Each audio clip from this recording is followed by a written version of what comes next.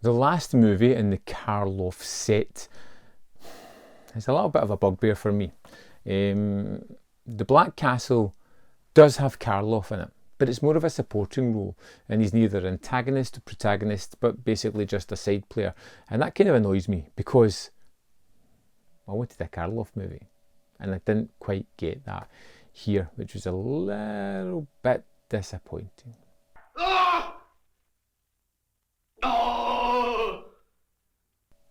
Anyway, we have Richard here, a man who's on his way to meet Count Karl, who is someone that Richard wants to investigate because two of his friends have died there.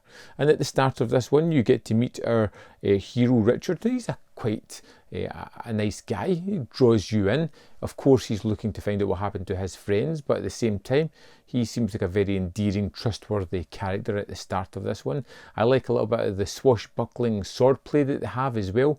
Leads into this character who likes a little bit of danger, likes to flirt with it, and can handle himself at the same time.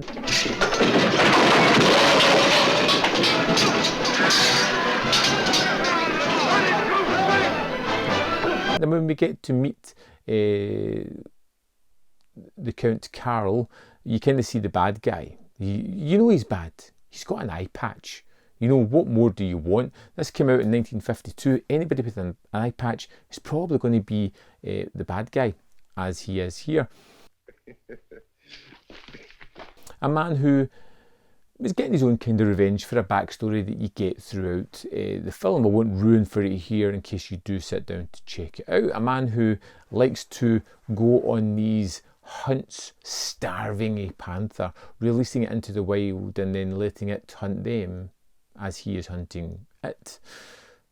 A man that likes a little bit of danger, who isn't really a likeable character. He's almost the antithesis of Richard, our hero, someone that we instantly dislike. I make it a point to guard my possessions very carefully.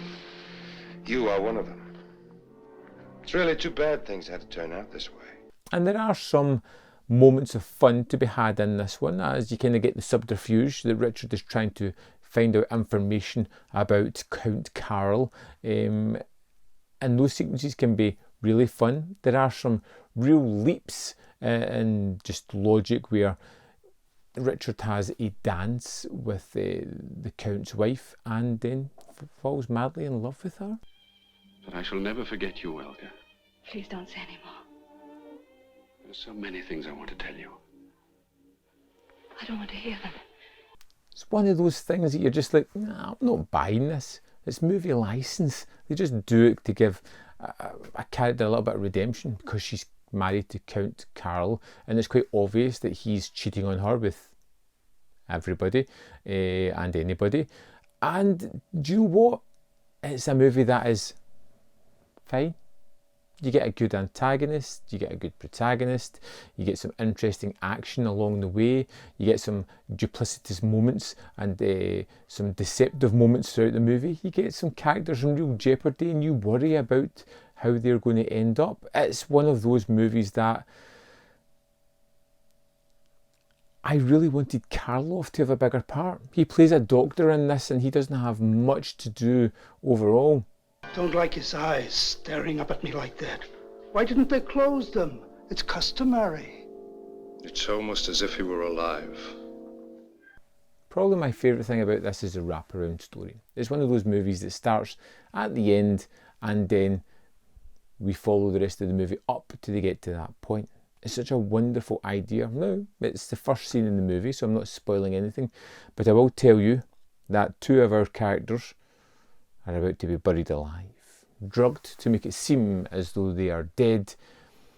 They're about to be buried, left in a coffin with no help, no saviour, no way of escape.